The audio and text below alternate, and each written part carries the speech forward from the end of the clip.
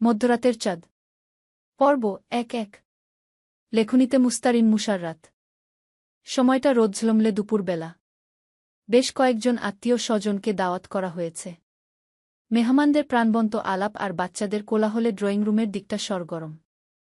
প্রত্যাশা গোসল সেরে পরিপাটি হয়ে ড্রয়িং রুমের দিকে এগিয়ে যেতে যেতে দূর থেকেই চোখে পড়ল টেবিলে শরবতের গ্লাস, বেশ কয়েকটা অচেনা মুখ। নীলা হাসি মুখে কুশলাদি বিনিময় করছে। প্রত্যাশা খানিক দূরে দাঁড়িয়ে দৃশ্যটা দেখছিল। আচমকাই শর্মিলা ডাক দিলেন, প্রত্যাশা, ওখানে দাঁড়িয়ে আছো কেন? এসো, পরিচয় করিয়ে দিই গু। প্রত্যাশা হালকা হাসি ঠোঁটে এনে এগিয়ে যাচ্ছিল। এমন সময় সামনে এসে দাঁড়ালেন নিহারিকা।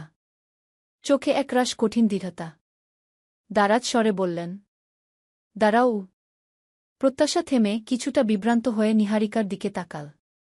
বুঝে ওঠার আগেই নিহারিকা ওর কবজি চেপে ধরলেন। গলা আদেশমাখা কর্কশতা নিয়ে বললেন, আমার সঙ্গে চলো। প্রত্যাশা হঠাৎ নিহারিকার এরূপ আচরণ ঠাহর করতে পারল না। নিহারিকা শক্ত হাতে টেনে নিয়ে গেলেন নিজের রুমে। পরিস্থিতিটা এতটাই অপ্রত্যাশিত ছিল যে প্রত্যাশা চুপচাপ হেঁটে গেল। শর্মিলা কপালে ভাঁজ ফেলে ভাবলেন, আপার আবার কি হল? হুটহাট আপার যে কি হয় না বুঝতে পারি না। মেয়েটা কোনো ভুলটুল করেনি তো? এসব ভেবে বেশ চিন্তায় পড়ে যান শর্মিলা। নীলা একটু মনে মনে খুশিই হল, প্রত্যাশা বোধহয় কিছু একটা আকাম করেছে। তাই মা এখন ওকে বকবে। প্রত্যাশার আপাদমস্তক পর্ক করলেন নিহারিকা। পরনে হাঁটু অবধি টপস, লেডিস জিন্স। কিছু চুল পেঁচিয়ে প্রজাপতি ব্যান্ড দিয়ে একপাশে আটকানো। একদম বাচ্চা বাচ্চা লাগছে। এইটা কি পরেছ তুমি?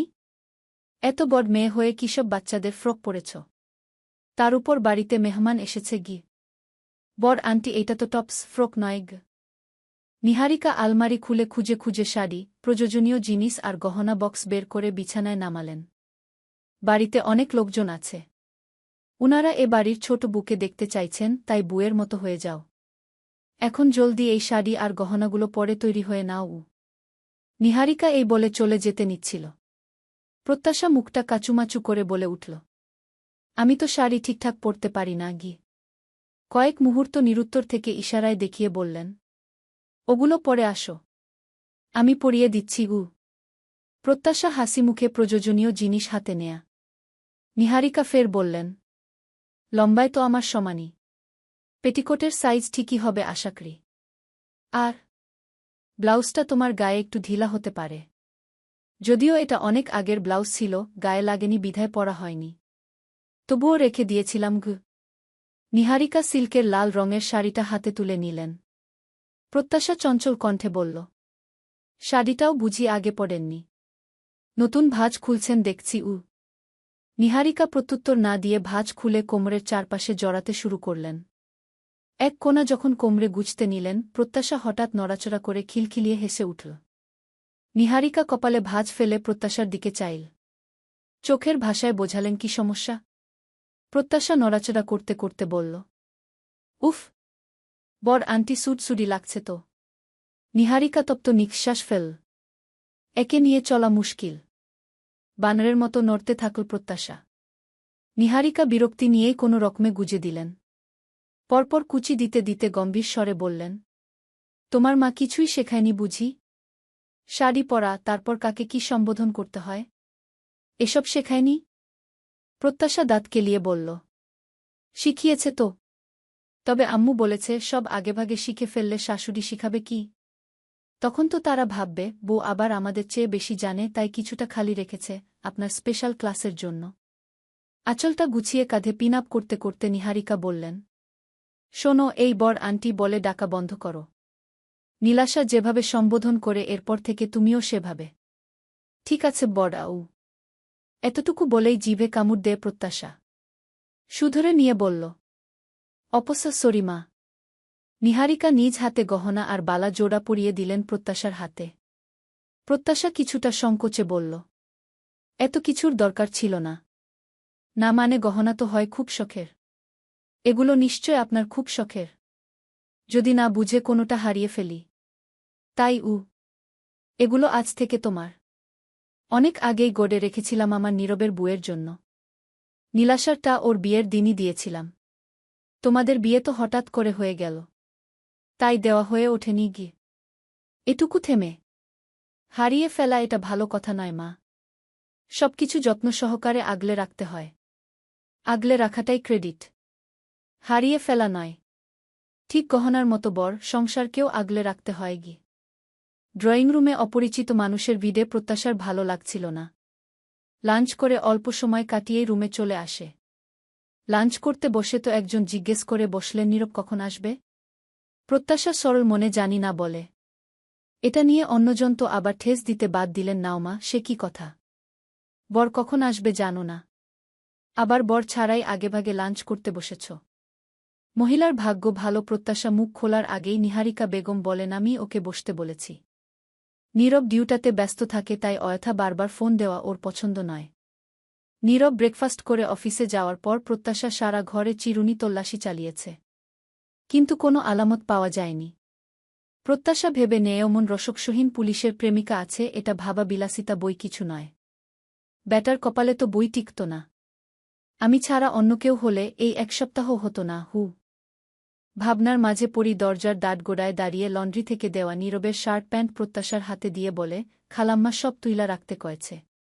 প্রত্যাশা কাবার্ড খুলে তুলে রাখল। হঠাৎ সাদা শার্টের দিকে তাকাতেই মাথায় দুষ্টুমি চাপল। সাদা শার্টটা গায়ে জড়াল। শার্টের বোতামগুলো খোলা, ওর শরীরের সঙ্গে আলগা হয়ে উঠছে ফ্যানের হাওয়ায়। এদিক ওদিক বাঁকা হয়ে নিজেকে আয়নায় দেখে নিয়ে প্রত্যাশা দুষ্টু হেসে লাল রক্ত জবার ন্যায় রঙিন করা ঠোঁটজোড়ার ছাপ ফেলে শার্টের কলারে।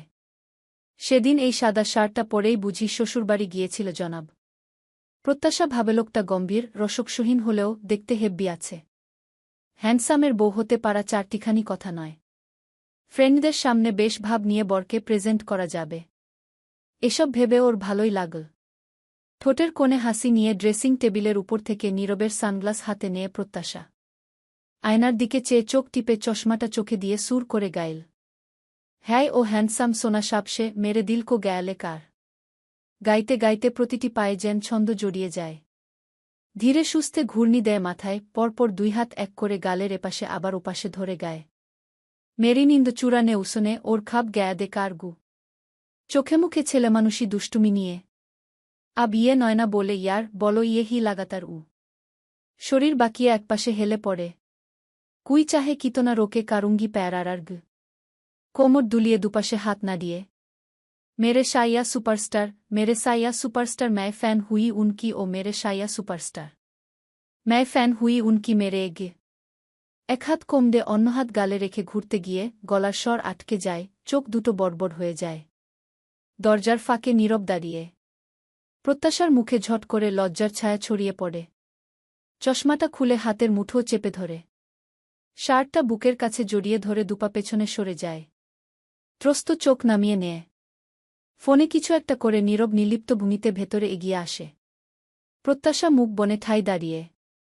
বিছানায় বসে পায়ের উপর অপর পা তুলে নীরব মোজা খুলতে খুলতে প্রত্যাশার দিকে তাকাল। বলল, ডান্স স্টেপ সুন্দর হচ্ছিল। থামলে কেন? সুপারস্টার এর সাথে কোস্টার হিসেবে তোমাকে মানাবে কি না, এই জন্য হলেও পুরোটা দেখা দরকার ছিল গো। প্রত্যাশা তড়িৎ মাথা তুলে চাইল। বলল, শুনুন, এটা জাস্ট গান। আপনি আবার ভেবে বসবেন না আপনাকে ভেবে গিয়েছি। আর না তো গানের লাইনগুলো আপনাকে উদ্দেশ্য করে বলা গে। নীরব হালকা হাসে, চোখে একটু কৌতুকের ঝিলিক। বলল, আরে না না, আমি তো এমন কিছু ভাবিনি। তবে গানের লাইনগুলো তুমি এত মন দিয়ে গাচ্ছিলে যে মনে হচ্ছিল কাউকে ভেবেই। এখন তুমি যদি এক্সট্রা সিরিয়াস হয়ে আমাকে ডিসক্লেইমার দাও, তাহলে তো আমার সন্দেহ জাগে সত্যিই কি আমি ছিলাম না তোমার শাইয়া সুপারস্টার এ। নীরবের থেকে খানিকটা দূরত্বে বিছানায় বসল প্রত্যাশা। দুই হাত বিছানায় ঠেস দিয়ে মাথা দুদিকে নাড়িয়ে বলল, উহু, ছিলেন না। ওইয়ে বললাম জাস্ট গান। লাল শাড়ির উপর সাদা শার্ট। নীরব চেয়ে চেয়ে দেখছে। প্রত্যাশার দিকে তাকিয়েই বিজ্ঞের মতন মুখাবয়ব করে বলল, ওহ হি হুম ঘ। প্রত্যাশা হেসে বলল। নীরব নিটোল চাহনিতে প্রত্যাশার হাসিটা দেখল। পরপর ফ্রেশ হতে যাবে বলে উঠে দাঁড়াল। কিছু ভেবে পিছনে তাকাল। প্রত্যাশা শার্ট খুলতে ব্যস্ত। নীরবের ঠান্ডা স্বরে প্রত্যাশার হাত থেমে গেল। প্রত্যাশা। প্রত্যাশা চোখ তুলে চাইল। এই প্রথম নীরবের মুখ থেকে নিজের নামটা শুনল। আগে শুনেছে বলে মনে করতে পারল না। ডাকটা শান্ত অথচ কেমন গাঢ় স্বরে ছিল। প্রত্যাশা অপ্রস্তুত কণ্ঠে বলল, হুগ। ঠোঁটের পাশে স্মিত হাসি ছড়িয়ে নীরব বলল, হাসলে তোমাকে সুন্দর লাগে। বাদ্যযন্ত্রের সুরের মতোই বাক্যটি রিনিঝিনি করে বাজতে থাকল প্রত্যাশার কানে। নীরব দ্বিতীয় কথা না বলে ফ্রেশ হতে যায়। হাসলে ওকে সুন্দর লাগে এটা আব্বু আম্মু ছাড়া কেউ বলেছে বলে মনে হয় না। যদিও তাদের বলা কথাগুলো বরাবরই সান্ত্বনার মতো লাগত। কারণ বেশিরভাগ মানুষই বলে হাসলে ডান পাশের গজ দাঁতটা স্পষ্ট দেখা যায়। আর এই গজ দাঁত নাকি সৌন্দর্যের অপূর্ণতা। এই তো কিছুক্ষণ আগেই এক অতিথি হইচি করে বলে উঠেছিলেন, আরে নতুন বউয়ের তো দেখি গজদাঁত। বলবার ভঙ্গিটা এমন ছিল যেন এটা কোনো বড় দোষ। অবচেতনেই মনটা ভার হয়ে এসেছিল প্রত্যাশার। তবে এই মুহূর্তটা আলাদা। চিরচেনা সেই অনাকাঙ্ক্ষিত অপূর্ণতার জায়গায় এবার এক অপ্রত্যাশিত প্রশংসা যেন নিঃশব্দে এসে বসে গেল। নীরবের ছোট্ট মন্তব্যে প্রত্যাশার মনটা ভরে উঠল অদ্ভুত এক ভালোলাগার আবেশে। রাত্রি 11টা বাজতে চলেছে। প্রত্যাশা বিছানায় আধশোয়া, হালকা পেট ব্যথায় চোখে ঘুম নেই। নীরব আর নিভান কিছুক্ষণ আগেই এয়ারপোর্ট থেকে বাবাকে পৌঁছে দিয়ে ফিরেছে। চোখ বুজেছিল প্রত্যাশা হঠাৎ শব্দ পেয়ে চোখ মেলে নীরবকে দেখে উঠে বসল। কয়েকটা প্যাকেট বিছানার ধারে নামিয়ে রাখল নীরব। বলল, মেয়েদের পছন্দ সম্পর্কে আমার কোনো স্পষ্ট ধারণা নেই। জানি না এগুলো তোমার পছন্দ হবে কিনা। তবুও আজকের মতো নিজের রুচিটাই তোমার উপর আরোপ করলাম। পরে না হয় পছন্দমতো করে নিওই। প্রত্যাশা অবাক হল। প্রত্যাশাকে আরেক দফা অবাক করে নীরব ছোট্ট হলুদ খামটা পকেট থেকে বের করে বলল, এটা রাখো। তোমার পছন্দমতো শপিং করে নিও। প্রত্যাশা ভ্রু গুটিয়ে প্রশ্ন করল, এটা বুঝি বউয়ের ভরণপোষণের দায়িত্ব থেকে দিচ্ছেন গু? নীরব একটু হাসল। পরপর আয়নার সামনে দাঁড়িয়ে শার্টের বোতাম খুলতে খুলতে বলল, বর হিসেবে তোমার সবটুকু চাওয়া পূরণ করাটাই তো আমার ন্যূনতম দায়িত্ব। এটাকে ভরণপোষণ বললে আমার তেমন আপত্তি নেই। তবে আমি বলবো এক ধরনের অভ্যাস করতে চাইছি। এখন থেকেই অভ্যস্ত হতে চাইছি। তোমার দেখভাল করার অভ্যাসে নিজেকে অভ্যস্ত করতে চাইছি। আশা করি তুমি সুযোগটা দিবে গি। প্রত্যাশা ভাবলে এসপি সাহেব খুব ধুরন্ধর। ঠিক এমনভাবে বলল যাতে আমি না করতে না পারি। নীরব ফ্রেশ হয়ে সোফায় বসে কফি খাচ্ছে আর ফোন স্ক্রোল করছে। এমন সময় প্রত্যাশার ফোনটা বেজে উঠল। জেনারেল মোডে ছিল। ঘরের নীরবতা চিডে রিংটোনে সেট করা মেন্ট শেয়ার ডাইফ্যান্ডি শ্যাবনেম হ্যান গার্লশেন খেয়ে এটার চিওয়াও গানটা বাজতে লাগল। রিংটোনে এমন গান শুনে নীরবের গলায় কফি আটকে আসার জোগাড়। কোনো রকমে খুকখুক কেশে গলাটা ঠিক করল নীরব। প্রত্যাশা ফোন হাতে নিয়ে বিছানায় হেলান দিয়ে শুয়ে রিসিভ করল। হ্যালো বলতেই ওপাশ থেকে হ্যাপি প্রশ্ন করল, এই প্রত্যাশা কই তুই? কলেজ আসলি না? বিকেলে প্রাইভেটেও তো আসলি না। গ্রুপেও দেখছি না। হঠাৎ কোথায় গায়েব হয়ে গেলি রে? শ্বশুর বাড়িতে গু। হ্যাপি বিস্ময়ে চেঁচিয়ে উঠল, শ্বশুর বাড়ি? হোয়াট? আপুর শ্বশুর বাড়ি উ। ওহ তাই বল। এমনভাবে বললি আমি তো ভেবেছিলাম। আচ্ছা যাক গে সোনু, কেমিস্ট্রি স্যার তো খাতা দিয়েছে। সেদিন পরীক্ষা নিল না, কি হয়েছে জানিস? স্যার তো আমাদের উপর খুব চটেছে। সে কি হম্বিতম্বি করলেন? বলেছেন তোদের 5 জনের খাতায় সেইম উত্তর উ। প্রত্যাশা এক হাতে পেট চেপে তেতে উঠল। সেইম উত্তর হবে না তো আলাদা উত্তর হবে। আরে বলতে পারলি না স্যার আপনি কি আমাদের 5 জনের আলাদা আলাদা প্রশ্ন দিয়েছেন? যে উত্তর আলাদা হবে আশা করছেন উ। আরে ধুর, বুঝলি না তুই? স্যার বলেছেন তোরা 5 জন একেবারে কপি পেস্ট করে খাতায় তুলেছিস। ভুলগুলো সেইম। তোরা 5 জন একে অপরকে টুকলি করে লিখেছিস। তাই তোদের এবার নম্বর দেইনি। ফেইল তোরা। খাতা তোদের বাবা-মার কাছে যাবে গু। ও অপ্রস্তুত গলায় বলে প্রত্যাশা। হ্যাপি ভুলগুলো বলছিল। এক সময় হাসতে হাসতে বলল, শোন দোস্তু স্যার তো পুরা আগুন। বললেন তোরা মৌল চিনতে পারিস না। ভুলভাল মৌল মিশিয়ে এমন বিক্রিয়া লিখছিস। খাতায় দেখে মনে হচ্ছে পরীক্ষাগারে করলে তো তখনই ব্লাস্ট হতো উ। আরও কিছু কথা শেষ করে প্রত্যাশা ফোনটা বিছানায় নামিয়ে রাখে। পেটের ব্যথাটা ক্রমশ অসহনীয় রূপ নিচ্ছে। বিছানায় বসে দুই হাতে কোমর চেপে ধরে মাথাটা নিচু করে একরাশ যন্ত্রণায় মৃদুস্বরে বলে ওঠে প্রত্যাশা। উফ্ফ! নীরব কফির মগ রেখে এদিকেই আসছিল। প্রত্যাশার কষ্টময় মুখ দেখে ওর কপালে চিন্তার ভাঁজ পড়ে। কাছে এসে উদ্বিগ্ন গলায় জিজ্ঞেস করে, প্রত্যাশা, কোনো সমস্যা? প্রত্যাশা কিছু বলতে পারে না, শুধু মাথা নেড়ে না বোঝায়। নিজেকে সামলানোর চেষ্টা করেও ব্যথায় কপাল কুঁচকে যাচ্ছে ওর। নীরব পাশে বসে ওর দুই বাহু আলতো করে ধরে নিজের দিকে ফিরিয়ে নেয়। কপালে ঘাম জমে উঠেছে প্রত্যাশার, মুখমণ্ডলে ক্লান্তির ছাপ স্পষ্ট। নীরবের মন দুশ্চিন্তায় ভরে উঠল। কি হয়েছে বলো, ডক্ট? বাক্যটা শেষ করার আগেই প্রত্যাশা অস্পষ্ট স্বরে বলে, তেমন কিছু নয় গু, তবে দেখে স্পষ্ট বোঝা যাচ্ছে কিছু একটা হয়েছে। কিন্তু প্রত্যাশা কিছুতেই খুলে বলছে না। নীরব একটু ভেবে নিয়ে নিচু স্বরে সাবধানে জিজ্ঞেস করে, মেয়েলি সমস্যা? প্রত্যাশার মুখ লজ্জায় রং হারায়। কিছু বলতে পারে না। চোখ বন্ধ করে মাথা নিচু করে হালকা করে সম্মতি জানা। মাত্র কয়েকদিন হলো বিয়ে হয়েছে, সম্পর্কটাও এখনও সাবলীল হয়ে ওঠেনি। এমন ব্যক্তিগত বিষয়ে লজ্জা পাওয়াটাই স্বাভাবিক। নীরব আর কোনো প্রশ্ন করে না। এক মুহূর্ত দেরি না করে ফোনটা হাতে নিয়ে রুম থেকে বেরিয়ে যায়। ওয়াশরুম থেকে বেরিয়ে প্রত্যাশা চোখে মুখে পানি দিয়ে একটু স্বস্তি পাওয়ার চেষ্টা করে। তন্মধ্যে নীরব হন্তদন্ত পায়ে রুমে ঢোকে। হাতে একটা ফার্মেসির প্যাকেট। নিঃশব্দে সেটা প্রত্যাশার দিকে বাড়িয়ে দেয়। তারপর আরও একটা ছোট প্যাকেট হাতে দিয়ে নরম গলায় বলে, এখানে পেইন কিলার আছে, এক্ষুনি খেয়ে নাও। Don't worry, the pain will is soon go. Pratyasha কিছু বলতে পারে না। লজ্জা, কৃতজ্ঞতা আর অস্বস্তির এক অদ্ভুত মিশেলে ও শুধু প্যাকেটটা হাতে নিয়ে মাথা ঝুঁকিয়ে রাখল। নীরব ওর অবস্থাটা বুঝে, যেন কিছুই না ঘটেছে এমন ভঙ্গিতে ব্যালকনিতে চলে যায়। যেন ওর লজ্জাটা আর না বাড়ে। নীরবের পিঠের দিকে প্রত্যাশা তাকিয়ে রইল। প্রত্যাশার বুকটা একটু হালকা লাগল। এতটা কেয়ার, এতটা বুঝে চলা দেখে প্রত্যাশার মনের ভিতর এক ফোঁটা কৃতজ্ঞতা জমে উঠল। সাথে ভালোও লাগল বটে। প্রত্যাশা বিছানায় শুয়ে চোখ বুজে ঘুমের অভিনয় করে আছে।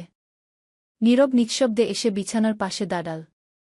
ফ্যানের বাতাসে কয়েকটা চুল প্রত্যাশার মুখের উপর উডাউডি করছে। নীরব ঝুঁকে এক হাত দিয়ে চুলগুলো সরাতে নেয়। এমন সময় প্রত্যাশা ঝট করে চোখ মেলে তাকায়। নীরব অপ্রস্তুত ভূমিতে হাত থামিয়ে নেয়। তার মানে ঘুমায়নি ও। নীরব মুখাবয়ব স্বাভাবিক করে সাফাই দিতে জড়তা নিয়ে বলল, ভাবলাম চুলগুলো তোমায় ডিস্টার্ব করছে, তাই সরিয়ে দিতে গু। প্রত্যাশা মনে মনে হাসল। হঠাৎ প্রশ্ন করল কৌতূহল নিয়ে, আচ্ছা, আব্বু তো সকাল হলেই আমাকে নিয়ে যাবে। চলে যাওয়ার পর এসপি সাহেব কি বুকে মিস্টিস করবে? নীরব উত্তর না দিয়ে প্রসঙ্গ ঘুরিয়ে নেয়া। শুধালো, how are you feeling now? Better, thanks. পরের দিন বিকেল বেলা প্রীতিদের ড্রয়িং রুমে নীরব বসে হাঁটুতে কনুই রেখে দুই হাত মুখের কাছে ধরে গভীর ভাবনায় মশগুল। তার ভাইজের এত পরিবর্তন কি এমনি এমনি হয়েছে, নাকি সে যেটা ধারণা করে সেটাই সঠিক? প্রশ্নের উত্তর অজানা। আজও সবটা ধোঁয়াশা। পরিবারের কেউই নিবিড়ের বিয়ের পর যোগাযোগ রাখেনি ওর সাথে। যমজ ছিল ওরা দুই ভাই। একসাথে সবসময় থাকা, একই স্কুলসহ একই ভার্সিটিতে পড়েছে। তবে সাবজেক্ট ভিন্ন ছিল। হলে একসাথে থেকেছে। প্রীতি ওদের ব্যাচমেট। নিবিড় প্রেমে জড়াল। গ্র্যাজুয়েশন কমপ্লিট করার আগেই বিয়ে নিয়ে এক মহা ঝামেলা হল। তারপর আরও ঝামেলা মিলে পরিবারের সবার সাথে নিবিড়ের যোগাযোগ না হলেও নীরবের সাথে মাঝে মাঝে হতো। কিন্তু ১.৫ বছর ট্রেনিংয়ের ব্যস্ততার জন্য দুই ভাইয়ের আর যোগাযোগ হয়নি। ট্রেনিং শেষে চাকরিতে জয়েন করতে এসে খবর এলো নিবিড় গভীরভাবে ড্রাগে আসক্ত হয়ে পড়েছে। আচরণ পুরো বদলে গেছে, রাগ হলে ভাঙচুর করার স্বভাবে পরিণত হয়েছে। মেয়ে ইচ্ছে ছিল নিবিড়ের প্রাণ। প্রীতি বিদেশি প্রজেক্টে চাকরি করত। মেয়েকে সময় দিতই না বলা চলে। ছোট থেকেই নিবিড়ি ইচ্ছেকে বেশি দেখভাল করত, খেলা করত, আদর করত, খুব বেশিই মিশত। ইচ্ছেও বাবার নেওটা ছিল। ড্রাগের প্রতিক্রিয়ায় খুব তাড়াতাড়ি নিবিড় মানসিক ভারসাম্য হারিয়ে ফেলতে বসে। নীরব ট্রেনিং শেষে এসে এসব শুনে হতভম্ব। কিছু সন্দেহ তীব্র হয়। তারপর নিজে নিবিড়ের জন্য চিকিৎসার ব্যবস্থা করে। এদিকে বাবার অনুপস্থিতিতে ছোট্ট ইচ্ছের মানসিক বিকাশে বিঘ্ন ঘটে। কারো সাথে কথা বলত না, হাসত না। ছোট্ট চঞ্চল ইচ্ছের চঞ্চলতা হারিয়ে যায়। নীরব যখন ইচ্ছেকে দেখতে আসল, ইচ্ছে তখন নীরবকেই বাবা ভেবেছিল। নীরব ভুল ভাঙিয়ে দেয়া, তবুও অবুঝ ইচ্ছে পাপাই ভাবত। এদিকে মেয়ের মানসিক বিকাশে বিঘ্ন ঘটায় প্রীতি সাইকিয়াট্রিস্টের পরামর্শ নেয়া। সাথে নীরবও ছিল। ডক্টর বলেন, ইচ্ছে বাবার অনুপস্থিতিতে ওয়াড রোগে ভুগছে। এরকম চলতে থাকলে ওর সমস্যা বাড়বে। ইচ্ছে যেহেতু আপনাকে বাবা ভাবছে, আর আপনার সংস্পর্শে থাকলে কথা বলে, হাসে, অনুভূতি প্রকাশ করে, তাই বাচ্চাটিকে আর 5টা বাচ্চার মতো স্বাভাবিক হাসি খুশি রাখতে কিছুদিন ওর সাথে অভিনয় করবেন। এটাও একটা থেরাপি। ধীরে ধীরে ইচ্ছে বড় হবে। যখন স্বাভাবিক হবে, তখন ডক্টর আরও কিছু পরামর্শ দেন। নীরবের ভাবনার ছেদ ঘটে ইচ্ছের ডাকে।